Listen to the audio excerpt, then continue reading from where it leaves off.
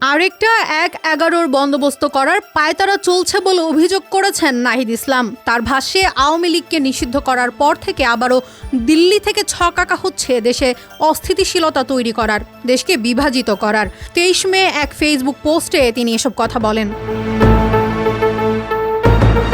নাহিদ আরও বলেন, বাংলাদেশের রাজনীতিকে সকল প্রকার আধিপত্যবাদ থেকে মুক্ত করে স্বাধীন ও সার্বভৌমভাবে পরিচালনা করাই আমাদের লক্ষ্য। তার অভিযোগ, দেশকে দুর্বল করতে জাতীয় ঐক্য বিনষ্ট করা হয়েছে, দেশকে বারবার বিভাজিত করা হয়েছে। ফ্যাসিবাদ ও আধিপত্যবাদের বিরুদ্ধে সবাইকে ঐক্যবদ্ধ থাকার আহ্বান জানান নাহিদ।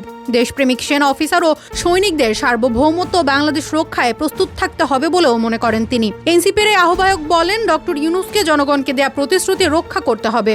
ওনাকে দায়িত্ব থেকে রাজনৈতিকভাবে সকল সমস্যার সমাধান করতে হবে। জুলাই ঘোষণাপত্র নির্ধারিত সময়ের মধ্যেই দিতে হবে বলে দাবি করেন নাহিদ। নির্বাচন প্রসঙ্গে নাহিদ বলেন, ঘোষিত টাইম ফ্রেমের মধ্যেই নির্বাচন হবে। নির্বাচনের আগে মৌলিক সংস্কারের জুলাই সনদ রচিত হবে। নির্বাচনের আগে জুলাই গণহত্যার বিচার দৃশ্যমান হবে এবং বিচারের রোডম্যাপ আসতে হবে। নতুন সংবিধানের জন্য গণপরিষদ ও আইনসভার নির্বাচন একই সাথে দিতে হবে।